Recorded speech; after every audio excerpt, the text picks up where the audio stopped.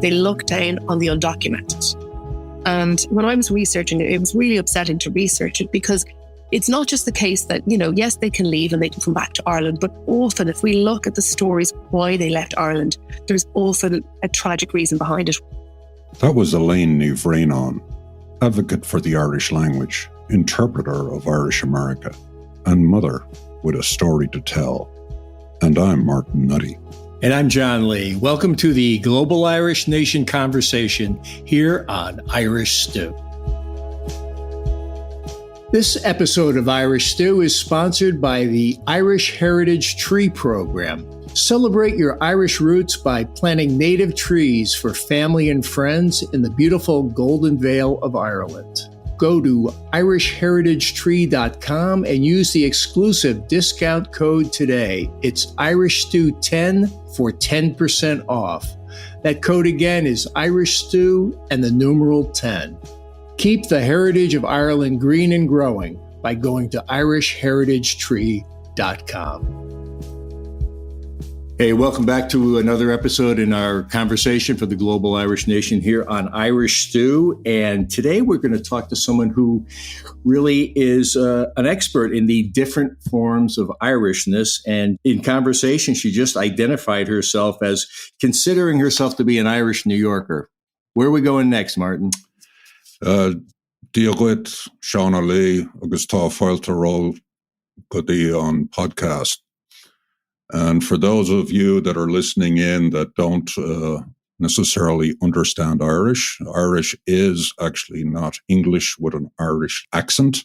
It is not Anglo or Hiberno English. It is probably one of the oldest spoken languages in Europe, stretching back somewhere in the range of 2,500 years. That whole preamble is because our guest, Elaine Ní Bhraonáin, Dr. Elaine Ní Bhraonáin, is an expert in the Irish language, but she wears multiple hats. Not only is she an expert in the Irish language, she also volunteers on the Irish Neonatal Health Alliance. So we're going to actually talk about two very divergent subjects. Indeed, Elaine lives in Ballymoney in Wexford. She's originally a Dubliner, but she's also spent an extended amount of time in New York City, where both John and I live. So not only does she wear two hats in her day-to-day activities, she also has experience in living extensively in two different places. And so with that, I would like to introduce Elaine Ní Bhraonáin. Welcome, Elaine. I'm delighted to be here. The first thing I want to say is how much I miss Irish New York. I never just say New York, it's Irish New York. I really miss it. So it's so good.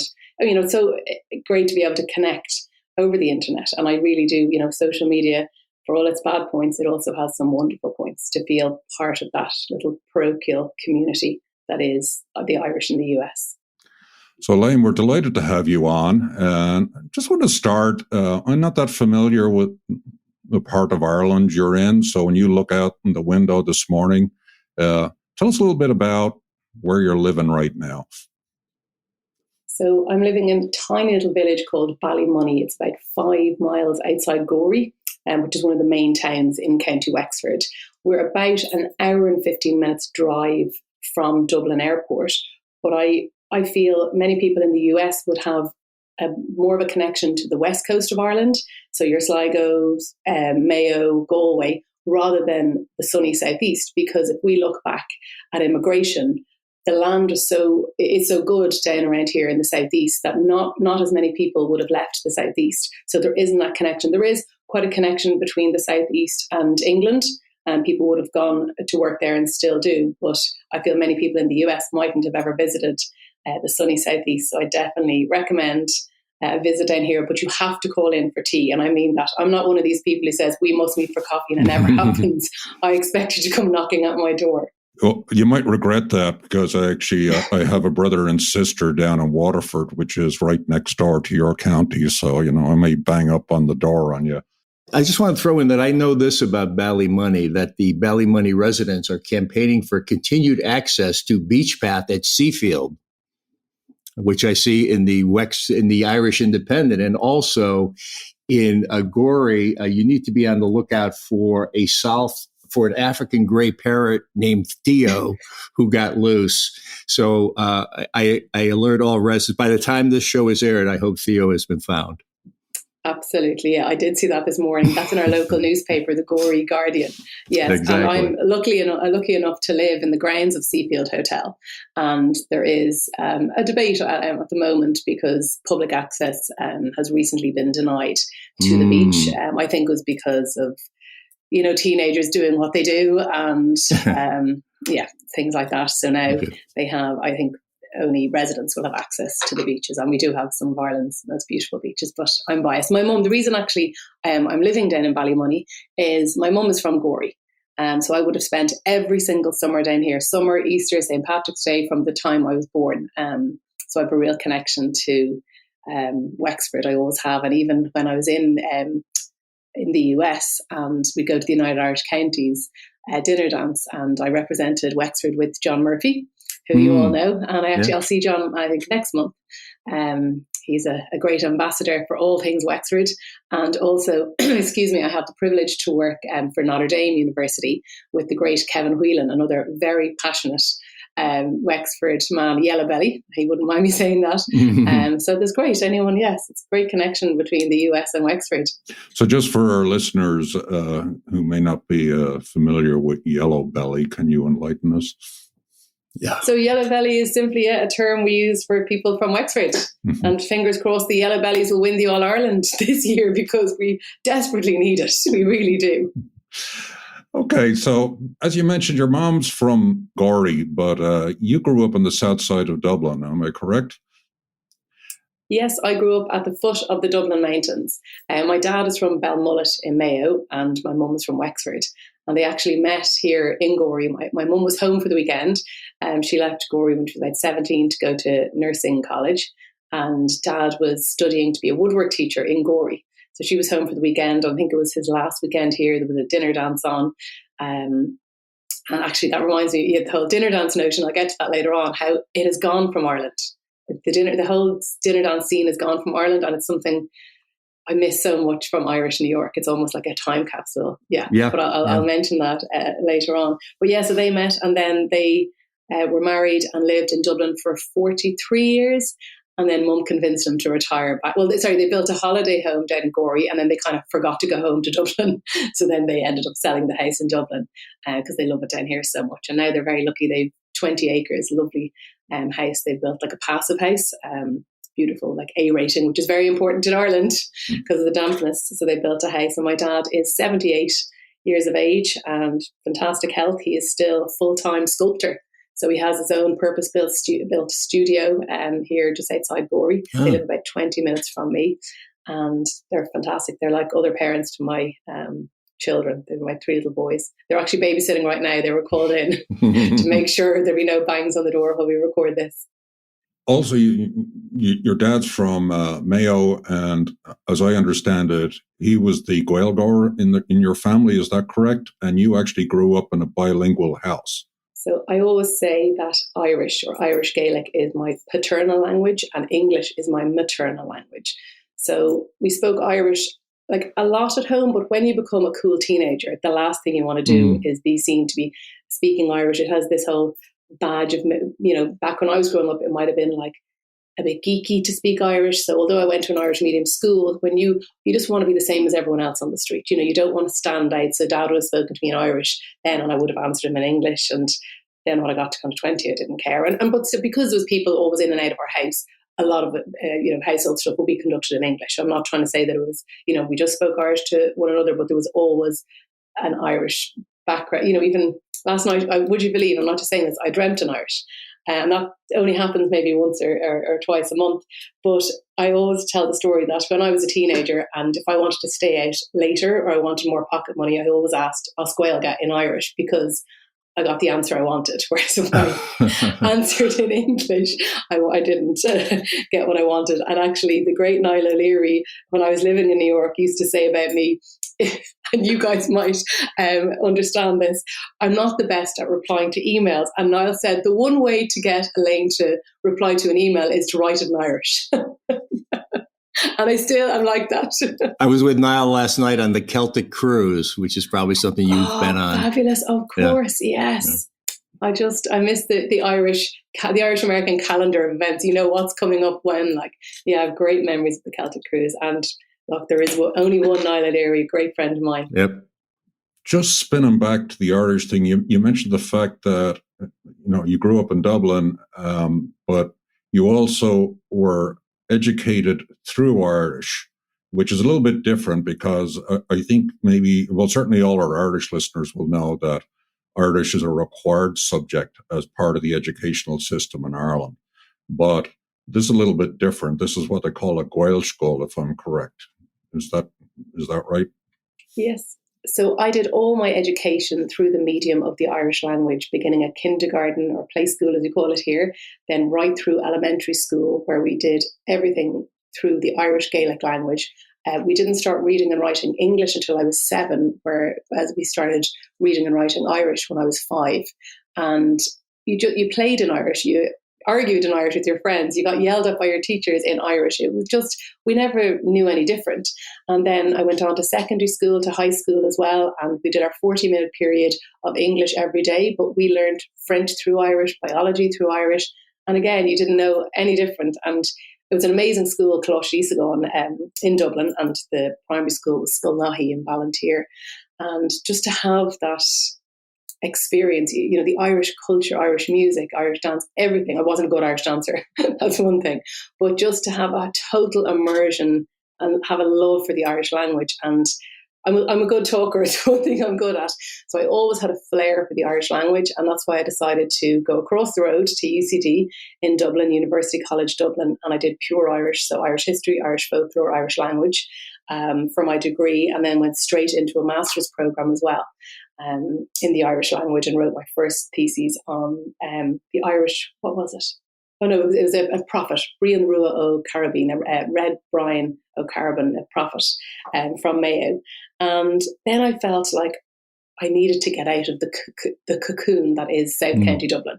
I had gone to school, elementary school to college with the same kind of group, give or take 10 or so people, there was the same cohort, like the same maybe 30 people, guys and girls that I knew, all South County Dublin, all from these Irish medium education.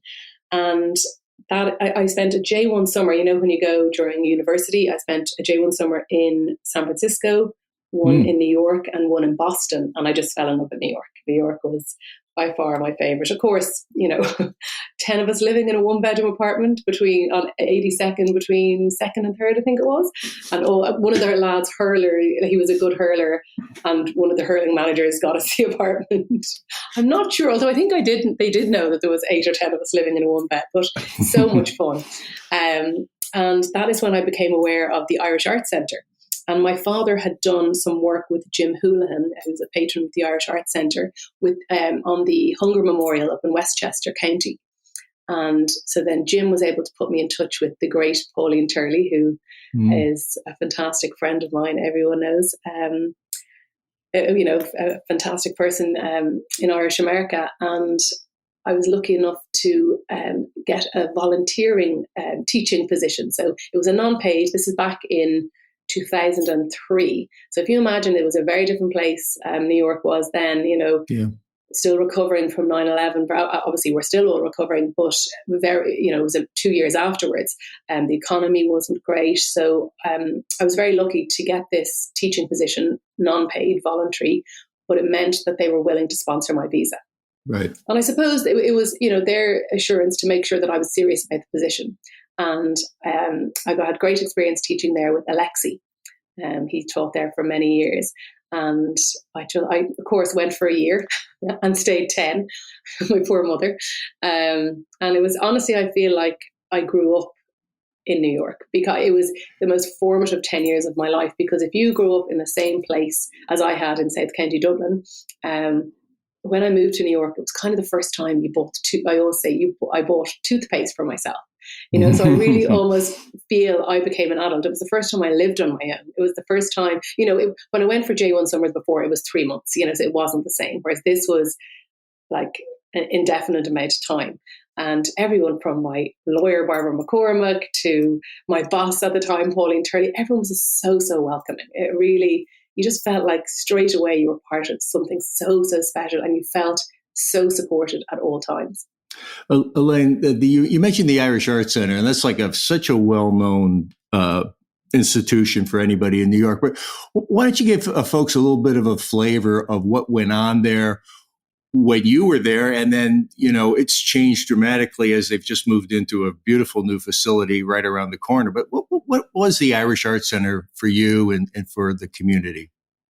I remember we'd open up the building for Gaelic kids on a Saturday morning. We began Manhattan or New York, I think, first Irish language kindergarten. It was just 2 hours on a Saturday morning. And we sometimes be teaching that downstairs. But then halfway through the class, the whole roof might start shaking because there'd be a step. Niall O'Leary would be doing his thing upstairs. And then, you could be going up to make tea and coffee for some of the parents, and with bow-ons banging in. And, there was 2 little restrooms for the whole building. And it was just jam-packed. It was like a little home, like a community hub for everyone. And certainly I always felt so welcome. I saw some of the best plays I've ever seen. I really got into theatre through the Irish Arts Centre. I was so lucky enough to be invited to many opening nights and meeting dignitaries, ambassadors and actors and everyone in between. And then we had our open day, which invited everyone, not just Irish Americans. And I think that's what's great about the Irish Arts Centre. It's the whole all-inclusiveness of it. The Irish Arts, it's you get what you give. If you're willing to get involved, you really can reap the benefits of it. And I was lucky enough last December 2021, to go over for the official opening and the gala, which was so emotional. It really was, to see it. We heard for so long about this building and the capital campaign and the Irish government and the US or the New York politicians and stuff raising millions upon millions. And finally to see this centre opening its doors was, because the Scandinavian Centre or the French Centre have these beautiful headquarters. And it was, and I'll be honest, an embarrassment to kind of, then we'll have dignitaries coming to visit the Irish Arts Centre. Oh, will you come in the side door and that loo might be blocked, so you have to use the one upstairs? Just I'm being totally honest. There might be a little mouse. We all know what New York is like. Also, not Park Avenue. Definitely not. It's sort of a neighborhood of, exactly. I mean, I think it's like a lot of New York's improving rapidly, but back then it was, gas stations and kind of the industrial backlot of New York.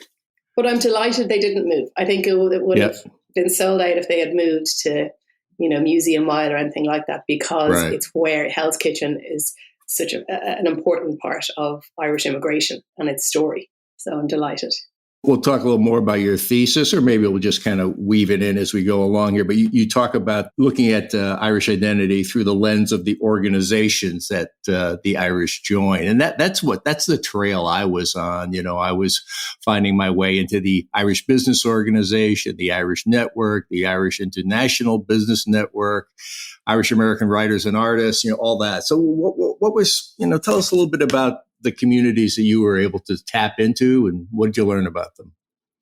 When I moved over, I just could not believe straight away. It's like, what county are you from? And I always say it depends who's asking. So I have, I have a few cards I can deal. So, I was born and raised in Dublin, but I don't really have a strong connection to Dublin. Maybe it's from coming from a capital city. I don't know. It's where, going back, I always say, well, my father's from Mayo, my mum's from Wexford, which are either end, so football and hurling, and to straight away get involved, say with the Garveys in the Mayo Society or the Mayo Association, and everyone was just so welcoming. I suppose when you move from Ireland to the US, or even if you move from a place in the US that mightn't necessarily have a large Irish community, when you move to somewhere like New York, then you have this immediate conversation. There's no kind of awkwardness. And whether we're at events at the Irish Consulate or we're up at Gaelic Park, it's straight away, well, where are you from? And how did you come to be here? whether you've moved from Michigan or moved from Mayo. Right. It's this just connection that we all have. And what I looked at, so I didn't realize until about maybe 3 or 4 years into my time in New York, how there was almost like a hierarchy and people, and I'm going to be totally honest, because this is what I want to write about. I've written my PhD, the academic book, but I want to translate that now into kind of a readable book for everybody, for the Irish community in the US.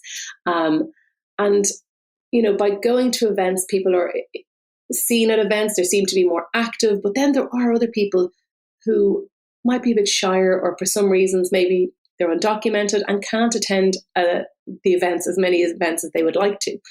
So I kind of looked at that. And also, I'll be honest, some Irish-born people might look at a third or fourth generation Irish-American and mock them and kind of say, well, they're not really Irish. They think they're Irish. And that just makes me so annoyed. But then at the same time, you might get a fourth generation or third generation Irish-American who looks down, this is very serious, they look down on the undocumented. And I mean, the undocumented, it's not just, when I was researching it, it was really upsetting to research it, because it's not just the case that, yes, they can leave and they can come back to Ireland, but often if we look at the stories why they left Ireland, there's often a tragic reason behind it, whether it's from a broken home. I don't mean where parents divorce, I mean a dysfunctional home completely, where there is no kind of foundation there, that there's no home to go to. There might have been substance abuse, either in the parents or them.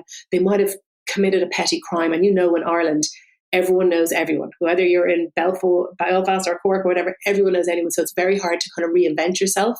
So if you're branded with the shoplifter, or you got pregnant at 16 or whatever it is, it's kind of, that stigma is attached to you for the rest of your life. And maybe, so sometimes it's not just because they want to earn tax-free money over in the US and stuff, it's because of another reason. So it was tough interviewing the undocumented, and I made sure to go through the Irish Lobby for Immigration Reform with help, to act as a gatekeeper, to always keep them safe from an ethical point of view, because academically I had to do that, and to use pseudonyms.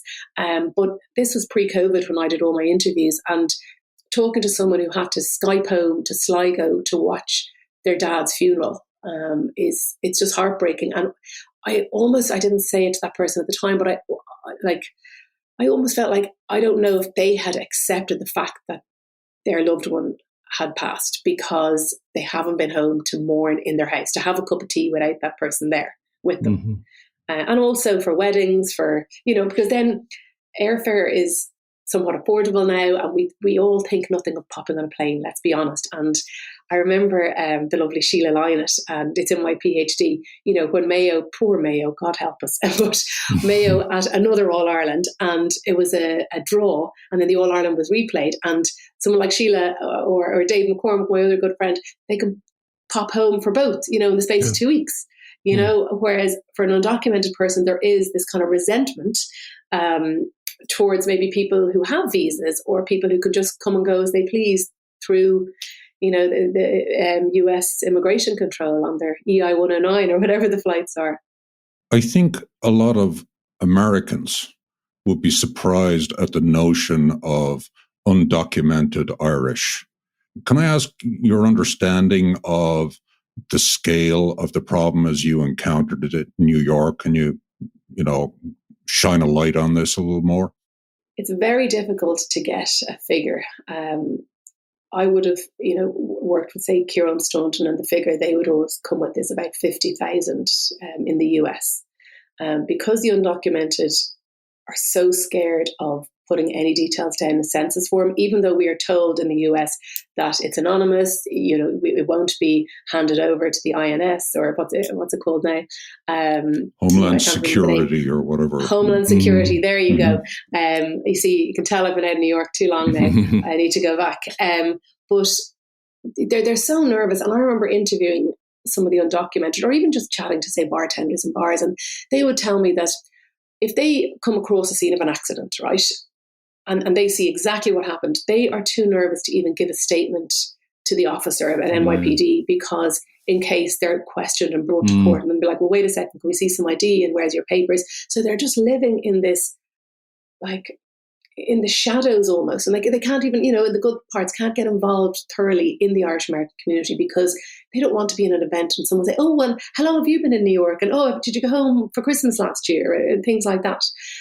So it's really heartbreaking for them. And I know families who the grandparents from Ireland will come over when the kids get the school holidays in New York and bring the little ones, who are all American citizens, by the way, because they were all born there, and bring them back to Ireland for the whole summer to have an Irish childhood for the summer. It's heartbreaking. But then I do understand Americans who feel very strongly about it.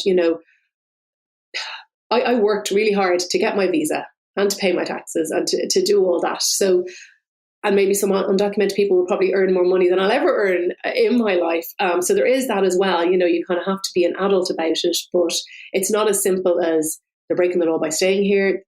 They may not feel they have the option to come home. And that's not just if there's a job there for them. Mentally, home reminds them of whatever happened, whatever trauma happened. And that did come up quite a bit. And it took a bit of digging for me when I was interviewing and kind of to win their trust over. There was always a reason. Obviously there's the lads or girls who go over for the crack and stay. But there are pathways to citizenship as well. If you're willing to kind of say, right, here we go, there are definite pathways. And I do know people as well who become US citizens. And I'm not talking about marrying someone. I'm not talking about that. I'm talking about being legitimate and working your way up and getting sponsorship through a company. And then it often involves them coming back home to Ireland for maybe 2 years. But if they're serious about it, then they will, and then get sponsorship and move back over. But it's kind of, unfortunately, like at election time in the US, it kind of goes away somewhat because these people don't have a vote. So they're not really important to politicians in that way. Sometimes politicians might try appeal to certain people who detest the undocumented. So they might say, right, we'll get rid of all of them. And we all know what would happen if all the undocumented people in the US left. There would be no US. They are a part of the society, whether we like it or not. Touching on another aspect of how you've looked at the Irish identity, and I'm looking at your thesis here, which maybe I'm getting into a little sooner than we planned, but you talk about the boundary markers that characterize different Irish identities. And these are all this is sort of the subtext of Irish stew. A lot of times we don't go at it quite as directly, or we never use that term, but what do you mean by boundary markers, and how did you see that play out?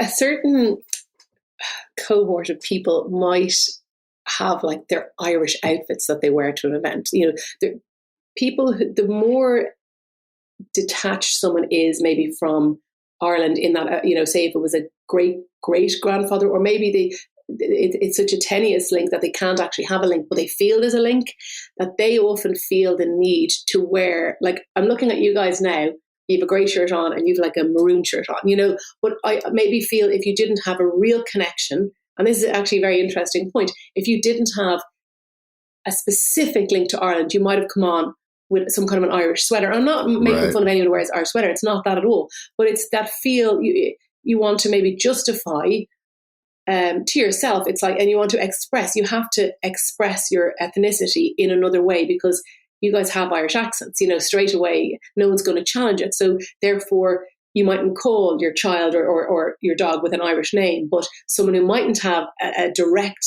lineage to Ireland might, I don't know, call their dog Guinness or definitely feel the need to call their kids Irish names. But then there also might be a little Irish tartan or, the bows in the child's hair. It could be a cladded door knocker. I've gone to houses where, the placemats when I'm having dinner. This is when I was interviewing people. And they didn't realize that I was taking notes. And I told them I'm going to take notes of everything. The doors of Dublin, the beautiful Georgian doors. So the placemats might be the doors of Dublin placemats. Whereas in Ireland, you mightn't see that in a house. So it's like, come over here and they'll buy stuff. And it's all that to express their identity. And it is so fascinating for me to see the different, it's the more disconnected they might feel to Ireland in because they mightn't be able to claim an Irish passport, for example, the more effort that they make having an Irish water bottle, for example, with some Irish Celtic design. Mm-hmm.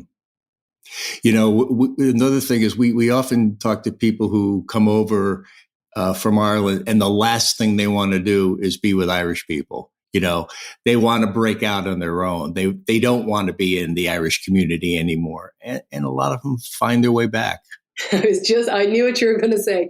That's fine for, a year or so, but just, I think after a while, whether it's through work or through romance or through just socializing, they'll just find their way back. They mightn't be fully immersed, but they might dip in and out of it, which is completely natural. But I also think it's a kind of an age thing. And I think you don't really look at your identity maybe until you get to an age where you're having kids, or else what I almost saw with, it's like a hierarchy of needs. Like once, when you're 20s and 30s, you're working.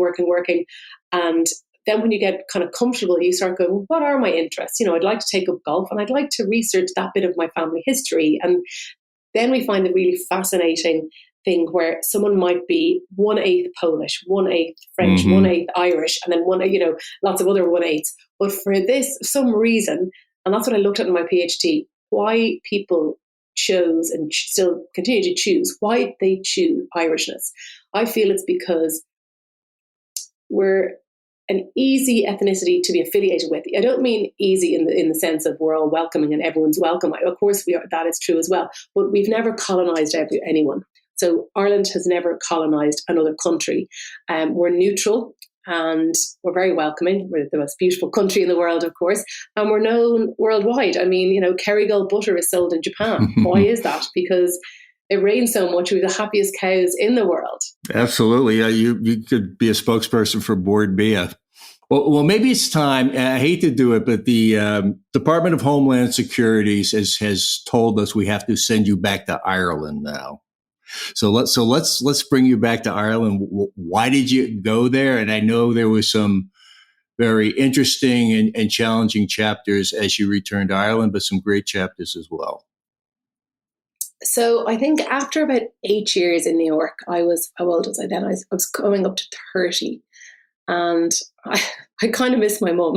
I went for a year and I was living in Manhattan. Myself and Pauline Turley were living together for 5 great years. Oh. I was writing for the Irish Echo newspaper. I was teaching for the City University of New York. I was teaching for the Irish Arts Centre. I was teaching for Cultus Kilthurry Éireann. I was teaching out in a pub in Queens. I was teaching for the Irish Centre in Long Island City. And New York, I'm being honest, is like a merry-go-round. You kind of need to, as in Irish New York, Irish America, that full on, you're out 7 days a week, 7 nights a week, morning, noon and night sometimes. And you need to know when to step off that merry-go-round. And I was researching and saying, I'll just go to a few more events and then I'll start writing my thesis and then I'll start writing my thesis. And it never happened, which is why the PhD took me so long to write.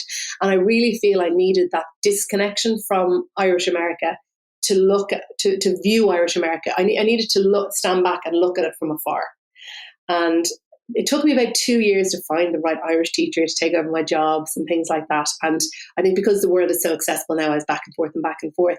And then we decided, my husband, Dean, and myself decided to settle in Ballymoney, and then we wanted children, and then the children came along. And he still encourages me to go back to New York very often. But I think I always felt it's either a case I was going to move kind of upstate or out to the suburbs of New York, or move home to my mum and dad, and I don't mean we live 20 minutes away and I don't see them every single day, but I see them an awful lot. And I wanted to move home while they were still young enough. I didn't want to move home to look after them and they might know who I am, if I left in maybe 20 years more or whatever. And I think, a lot of my friends in New York would have spoken about, and it's in my thesis as well, getting that phone call. And when you're in New York, sometimes if your phone rings at a strange hour, we all go, uh-oh, something's wrong. With an Irish number on it, something is wrong. And I just felt it was the right time to move home. But when I went back in December 2021, straight away, I just felt so at home. And I really feel that my time in New York isn't done. I absolutely feel at home there. I feel so welcome there. There's something about it. It's so hard to describe to someone who hasn't had the experience of living within the Irish American community and feeling so at home in a place. And it's not just the events. It's not the drink or anything like that. It's just, I don't know, it's that community, parochial, and look, there's the same little quabbles between this organization and this as you'd get with any community. That's what makes it so exciting. But I just felt it was, raising kids as well. It wasn't going to be a runner for us in Manhattan anyway. So I just really felt it was the right time to move home. And honestly, if I'd stayed there, I'm not sure if the PhD would ever have got finished because of the events every night of the week from, I don't even want to mention, I'll be here all day. Well, you kind of mentioned like very lightly, once over lightly, you had kids, but we know, we've done our research. We know you had quite some amazing challenges with your pregnancies, and tell us about that, because I know it's a traumatic, I'm sure traumatic memories, but triumphs as well, and I know it's a cause near and dear to you. So why don't you take us however you see best, take us through some of the trials and triumphs of your motherhood. Yes. I'll start off saying first, I'm never, ever sick. I go to the doctor maybe once every 4 years. I'm really, really lucky. And on my 3 pregnancies, unfortunately, I just had complications, unrelated complications. So I did 3 different bed rests. And I'm talking, I've had 1 baby in Wexford Hospital, 1 baby in Waterford Hospital, and 1 baby in Dublin. Because as each pregnancy, each subsequent pregnancy, it got more serious. I had a thing called cholestasis on the first one, which isn't that serious. You're just very, very itchy. And your kind of liver isn't working as it should. And that baby was born quite early, 36 weeks, so 4 weeks early. But for your first child, you think you're the only person ever to have had a baby in the world. And you want that baby to be perfect and everything to be perfect. And being in hospital a month before the baby's born isn't ideal. It was quite traumatic, but I really didn't realize what trauma was until my second pregnancy. I was very lucky to get pregnant very naturally and, quickly, because often a lot of people do struggle with that. But at 25 weeks, unfortunately, I became ill and started hemorrhaging, and they said I'd lost the baby, and I was transferred to Waterford Hospital. At that stage, they didn't realize how severe it was. I was transferred to Wexford, and then to Waterford, and they said, look, we think you're losing the baby. And then all of a sudden they said, oh no, wait a second, here's his heartbeat. And they were able to stabilize me, and I was on strict bed rest for 5 weeks. Now, when I mean strict bed rest, you're allowed to have 3 showers a week. You kind of have to eat your hospital dinners almost lying down in bed. You have gravy constantly on your pajamas. And that little baby was born at 30 weeks, which is good for a preterm baby who is 3.5 pounds, like 1.5 kg. And unfortunately, though, his lungs were really, really weak, and he was ventilated for 6 weeks, and the ventilator burst his lungs, 2 holes on one side and 1 on the other. And I say this now, 6 years later, thankfully he is a healthy 6-year-old now, but 6 years ago we were told that we're sorry for your loss, because everything was pointing towards a death. We were meant to lose this baby, and they asked us, in preparation, we were going to get him christened in the hospital, and we don't know why he survived. It was an absolute miracle. Like it's almost like my life is defined now before Oren and after Oren, because something like that, for your marriage to go through that and survive it, because men and women deal with stuff in such different ways.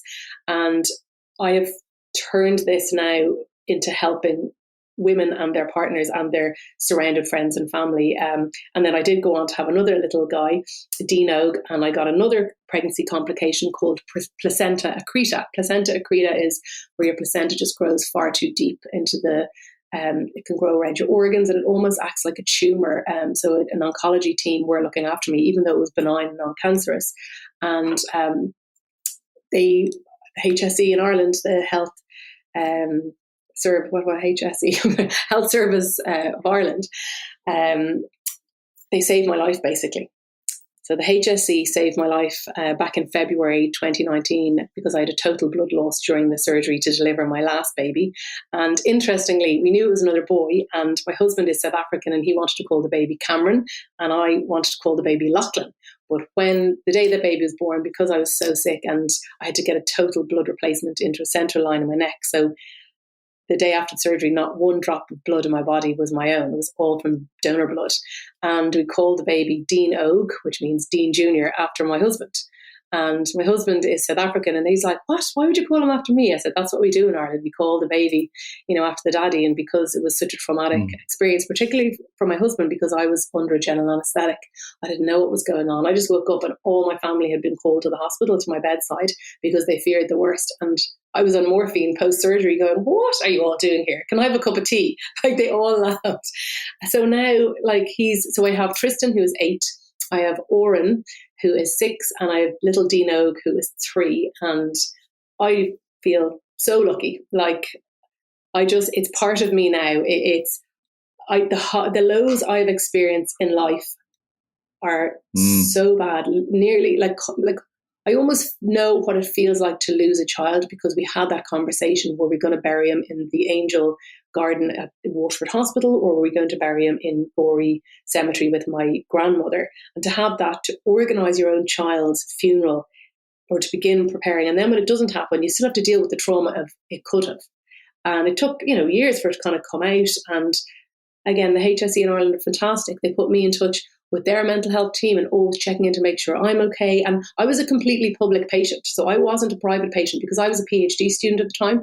So it was completely public. And often the HSE, people yell about them and give out about them all the time. But I am a success story. I wouldn't be here if it wasn't for them. I wouldn't be here if it wasn't for the blood donors in Ireland who give their blood every year. But now I have turned it into a really positive thing that I am now trying to help families when they suffer a loss. So when a baby unfortunately dies, I'm part of the Irish Neonatal Health Alliance, and it's a voluntary organisation, but by God, I take it very professionally. I take it so seriously. It is a very important role from my point of view. So we send out angel gowns. Often you'd know that the baby isn't going to make it, so I'll send out an angel gown. And then we make sure that the baby has a cuddle cot, which is a cot that will keep the baby when it has died, keep them cool so the family can spend time with the baby, because we've learned that spending time when an infant has died with the child for a couple of days even really helps process the loss and helps with I don't want to say the healing, because I don't think you're ever healed, but helps deal with it and accept it, rather than back in the day in Ireland, if it was the 60s, 70s, the baby would be taken away and you'd never see it and weren't really meant to talk about it ever again. And even with prematurity, I help mothers and partners just come to terms with the prematurity. You feel you've all this resentment when you have a premature baby. It's so common. And I really feel Ireland are kind of punching above their weight. We're doing really well in terms of providing support to families affected by premature birth. And because I've come so close to losing a little guy, sorry, I nearly laughed to myself this morning. We had a big argument because he wouldn't put on his raincoat. So I still treat him. I don't treat him any differently now. It was lashing rain here in Ireland this morning, and he didn't want to wear the raincoat because he didn't think it was cool. Yeah. So no, it's a cause very close to my heart, and I just love. It's very therapeutic for me to give back, whether it's raising money to buy hospital grade breast pumps to encourage mums to continue to breastfeed their premature baby, because prem babies will not survive without breast milk, whether it's donor or from the mum. So it's part of me, and if I didn't speak about it, I wouldn't be being honest to myself, because it is such a huge part of my life. Can I ask? Clearly, you had 3 difficult pregnancies and had to deal with the trauma associated with the birth of your second child, Oren. Some people would like to forget about that and move on. You, on the other hand, decided to engage in a deeper level, helping people that have had the tragedy of losing a baby. So can you give us a little bit deeper an understanding of why you made that choice? When I got Oren home from the hospital, so he was due at Halloween, and we went to the hospital the 10th of July, and he was born the 10th of August. And when I got him home on his due date, it was so scary. It wasn't like big celebrations when we got him home. You're told when you're leaving the hospital, after you do your CPR course in the hospital, you have to do CPR with little fingers, not with your fists. And they said a broken rib is better than a deceased baby. So, and they told us, prem babies until they're 1 are 5 times more likely to die of cot death. So it's not like you just go home and say, woohoo, he's fine now. We had apnea monitors. He was quarantined at home for 9 months. So even though we got him home in October, he wasn't allowed out till after St. Patrick's Day. And I feel because of COVID now, yes, we understand quarantine, but back then maybe people thought I was being a bit high maintenance, a bit precious, but I wasn't. It was just the way. And I remember approaching Mandy Daly, the head of the Irish Neonatal Health Alliance. It was when Oren came home, and I wanted to save every single child in the whole wide world, and I was a bit too eager maybe. And she said, look, that's fantastic. I'll meet with you, but it would be another year or 2 until we'd allow you to give back. And people often, if they've come through cancer, they want to give back straight away because they've all this almost like survivor's guilt, or I don't know what the word is, but you want to just help. You don't want anyone to have to go through what you've just gone through. And I really feel it was Mandy asking me to wait a second, just calm down, take a step back. And then in a year or 2, if you still feel as enthusiastic about it, and of course, thankfully I was, and it's just, I don't get paid for it. And I also work with Placenta Accreta Ireland. We do a lot of research into placenta accreta. But it's a really important part of my life and my journey. And I don't want to sound like Oprah Winfrey saying that, but it's almost just a natural progression. It's a natural way for me to heal, because I know I can protect people. Not everyone needs to know the ins and outs of premature birth or premature death when a prem baby dies. But I can help make it, even it's the littlest, tiniest gestures that can have such a huge impact. I know, and it's very upsetting to talk about, and maybe the listeners will find it very upsetting, but I know a girl who had to bury her little daughter in doll's clothes because there was no little gown to bury the child in. So now people donate the wedding dresses to us, and we have seamstresses, and they make beautiful little gowns little gowns with lace and Celtic designs, and we give them to mums who have lost a baby so they can bury their child in a dignified way. It's a difficult subject for me to even contemplate, and I think I would say on behalf of my listeners, we're glad there are kind folks out there like you that are willing to do this kind of challenging work.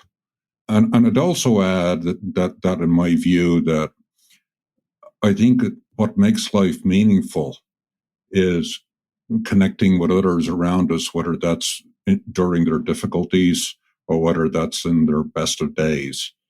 It is, in my view, what makes life worth living, because community is, we're designed to do that. We're designed to connect. And people, in my experience, that lead the happiest of lives are those that, extend themselves to others and help others. So thank you for that. But I'm going to switch back now to the Irish language side of your life, because now you're back in Ireland,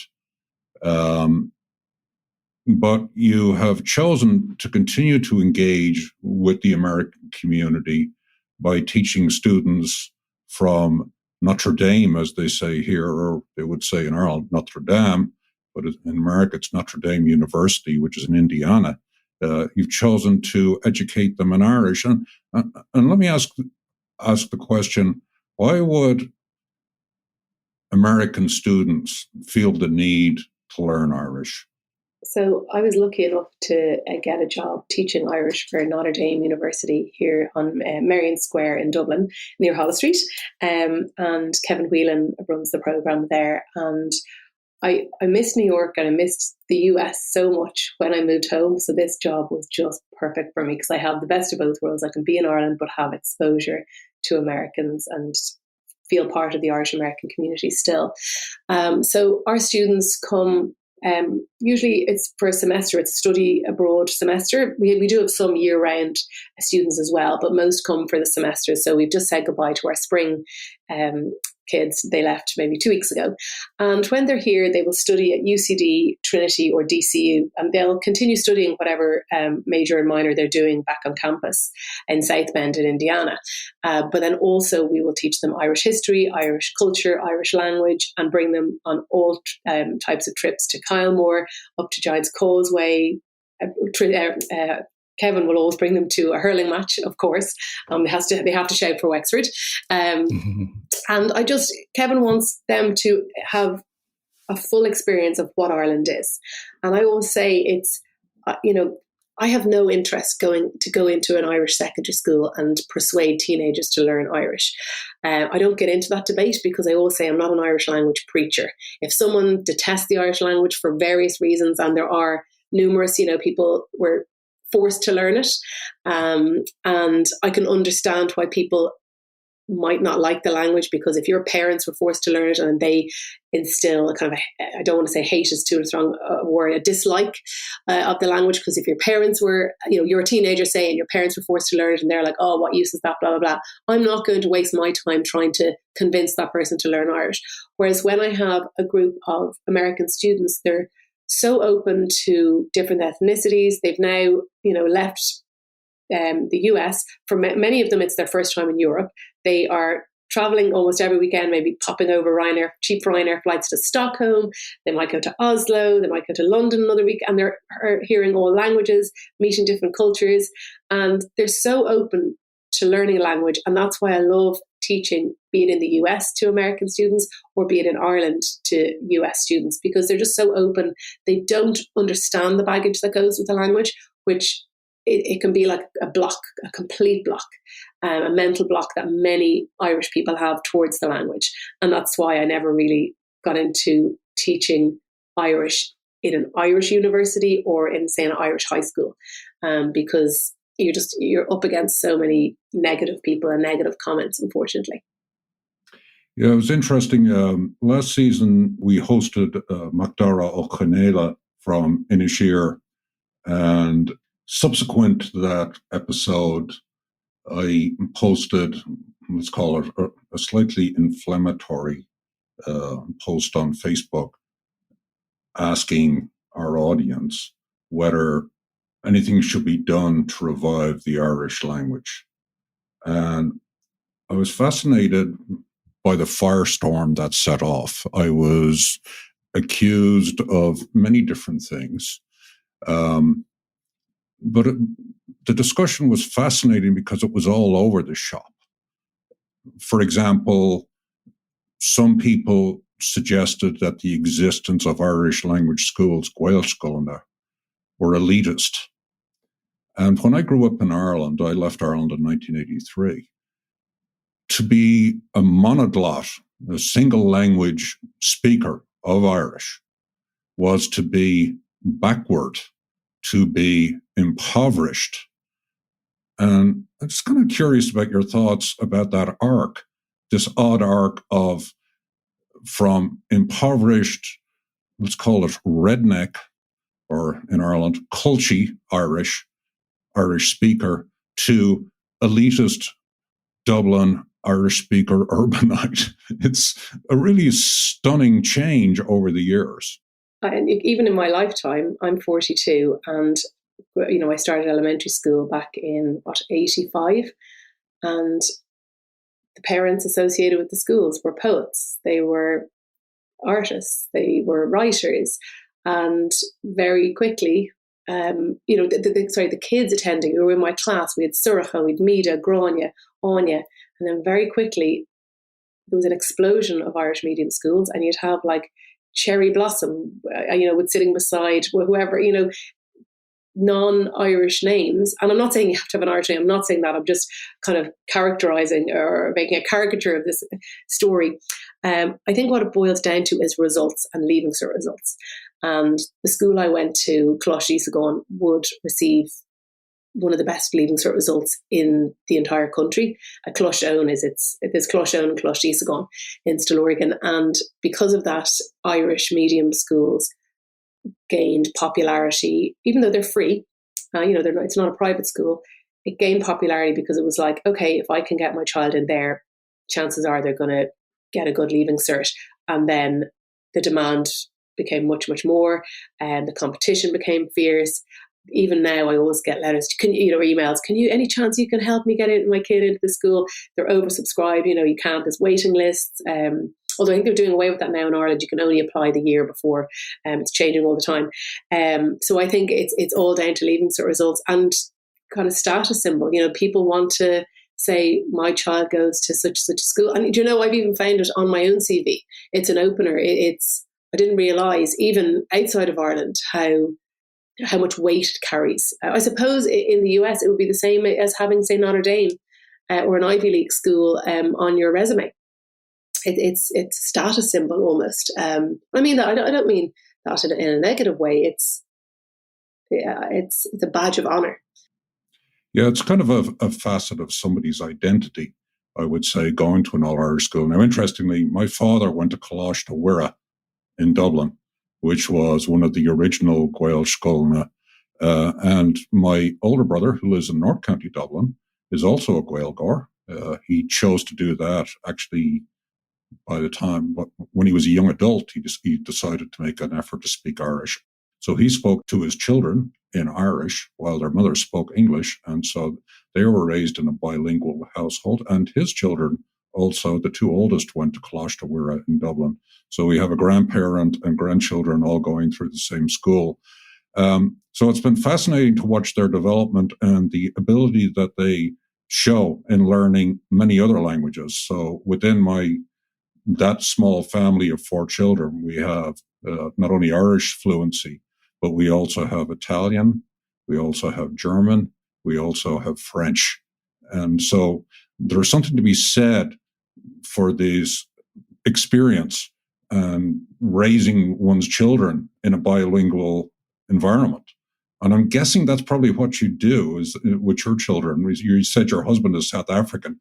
So how's his Gaeilge or Irish? His Gaeilge is actually, it's good. He can if I'm nagging him and I'll be like, oh, can you do that? He'll be like, Kerkalor, okay. He knows, a few words. But honestly, any day we could have, if he's on the phone to his twin brother, he could be speaking Afrikaans when he doesn't want me to understand it. Then all our kids were also given Zulu names by his kind of like, she's been with them for years, this lady who lives with them, Zanelli, and they all have Zulu names. So particularly our middle guy, Amandla, is like Health Amandla is the Zulu. We have Sipo as well, which is Tristan. They all have Zulu names, and then a lot of Gaeilge. But interesting enough, I didn't send my kids to an Irish medium school only because, so where we live in Ballymoney, it's like Postman Pat. Do you remember the cartoon Postman Pat? And they attend a school right on top of a tiny little hill. And they get to go this little country road. And that school, it's very close. It's like a 5-minute drive, even less, from our house. And the school is right across the road from the GAA club, and then the church is right there as well. So it's a proper little Irish childhood. For me to get to the Gael school would be quite a mission because it's just logistically not easy, and particularly when I'm on my own, 3 of them, and at the moment I have 3 different pickups and stuff. But we do speak a lot of Irish at home, and I'd yell at them as Gaeilge sometimes. And it's interesting. Pauline Turley used to laugh at me so much. If I see something about to happen, like an accident about to happen, I always say, "Be Cormac," which means be careful. And I remember roller skating with her years ago in Central Park, and is it after 10 when they open up the traffic? And I screamed at her. Now, Pauline didn't speak any Irish because she grew up in Newry. And I was like, "Be Cormac." And she said in her Newry accent, "If I am going to get knocked down, can you say it in English rather than Irish?" Or even if I burn myself, I'll scream as Gaeilge. So it's my innate language. Now, the good news is actually, if you do go back rollerblading in Central Park, there is no longer any traffic on the ring road around Central Park. Great. There you go. I think my rollerblades days are over. You just dated yourself and your experience in New York. But we're getting to that point in the podcast where we've really enjoyed this conversation, but it is time for our friend, the Seamus plug. So this is an opportunity for you to tell us about something that you're involved in or something that you're interested in promoting. So go ahead. I suppose what I'm working on is translating converting my PhD thesis. The thesis is entitled "The Negotiation of an Irish Identity in New York City," and I'm going to make that into a readable book, because a PhD thesis is very weighty. It's a lot of theory. People mightn't sit down. It's not really a coffee table book that you're going to flick through. So I am in the process of rewriting a large portion of that, and it will hopefully be published someday soon. I don't want to put a date on it, but definitely I'll be over in New York someday launching the book. And I hope to get over it for the Irish Arts Centre Gala this year also. I wasn't able to make it over for St. Patrick's Day this year, but I'm hoping to next year, because it'll always be a part of me. And what I love about Irish America, it's you always feel connected to it. You don't have to be at every single event. I watch the Irish Business Organisation events online. And I'm always in bed, staying up late trying to keep up with what's going on. But I just feel so thankful to have exposure still into the Irish American community, and hope, you all buy the book when I do publish it someday soon. And thanks so much for having me. Gur míle maith. Tá fáilte ród, and thank you so much for coming on. John and I think I could speak for John, he'll chime in, really enjoyed this conversation, kind of touched us, and I know our listeners will enjoy your thoughts on the Irish American community, about the language, and your wonderful work in supporting families that are struggling with loss of a premature child or struggling to come to terms with the difficulties associated with taking care of a premature child. So thank you so much, Elaine. Thanks, Elaine. Great to see you again. See you back in New York. Slán. Hey, Martin, great to share Elaine's story with our Global Irish Nation audience. We appreciate everybody who listens in. And, how can the listeners help us out a bit? Well, we have listeners that we encounter in all sorts of places, and email, etc. But one of the most important places we encounter our listeners is through the apps that they listen to the podcast on. So every app has got one thing, or maybe two, a follow or a subscribe button. So make sure you're following or subscribe to Irish Stew. Amen. And now, John, back to the episode. What's your thoughts? Well, Martin, it was great to reconnect with Elaine. I knew her in New York, and her doctoral dissertation covers pretty much the years of when I entered what I call the Irish Trail. So I'll be really fascinated when she converts that thesis into a more popular book. It'd be fascinating to see what she found and what she discovered, because in a way I was on a discovery at that time in my life too. Yeah. And what struck me over the course of our conversation, it was kind of divergent. We covered three totally different areas: the Irish language, the Irish American experience, and neonatal issues, especially families that are maybe undergoing really difficult times. And in each one, you can see what a positive influence Elaine Ní Bhraonáin is having on the various domains within which she operates. We need more people like Elaine. Definitely, I agree. And I am left with one nagging question, though, Martin, coming out of this great conversation we What's had. that? What happened to Theo the parrot? Well, maybe our listeners can update us on that. So Theo the parrot, loose in Wexford, around Ballymoney or Gorey. Hopefully an African grey parrot has been found and is back roosting at home happily. Please let us know. It keeps me up at night. Irish Stew is produced by John Lee, Martin Nutty, and Bill Schultz. Editing, mixing, and mastering by Bill Schultz. Music on Irish Stew was composed and performed by Rosa Nutty, with Donald Bowens on drums, Cathal O'Riordan on bass and synthesizer. For more on Rosa Nutty's music, please visit rosanutty.com.